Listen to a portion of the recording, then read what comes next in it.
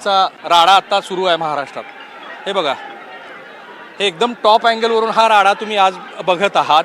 त्या राड्याची ही दृश्य तुम्ही बघताय की ज्या दृश्यानं महाराष्ट्रानं फक्त विचारच करावा की येणाऱ्या विधानसभा निवडणुकीची ही चुणूक आहे का। ठीक आहे, कोकणामध्ये अशा पद्धतीची राजकीय संस्कृती होती। हा महाराजांचा पुतळा, ज्या पुतळ्यावरून हे सगळं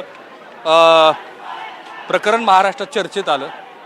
सगळ्या बाजूला तुम्ही इकडे या, खाली गाड्यांचा संख्या पण वाढत चाललेली आहे। जोरदार घोषणाबाजी तर होतेच आहे, पण तिकडे ह्या राजगड किल्ल्याकडे येण्यासाठीची ही घोषणाबाजी, लोक तिथे मोठ्या प्रमाणात येत आहेत, गाड्या येत आहेत। आणि ही दोन्ही बाजूला इथे आदित्य ठाकरे विधान परिषदेचे विरोधी पक्षनेते अंबादास दानवे, पलीकडे वैभव नाईक यांचे कार्यकर्ते, आणि त्या झाडाच्या खाली तुम्हाला दिसत आहेत ते नारायण राणे आणि त्यांचे चिरंजीव, त्यांचे समर्थक कार्यकर्ते।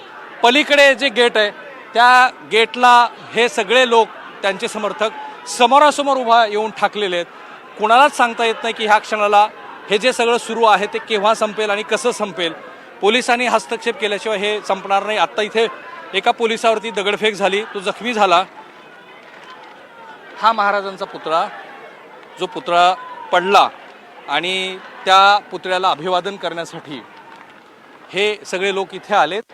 आणि त्यानंतर जे सुरू झालं आहे महाराष्ट्रात, ते महाराष्ट्राच्या राजकीय संस्कृतीचं राडाकरण आहे।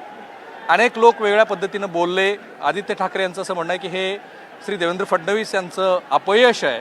तिथे बघा, अजून पोलीस आणि तो सगळा जमाव जो आहे, त्या जमावादरम्यान आता घोषणाबाजी सुरू झाली आहे, धक्काबुक्की होते आहे।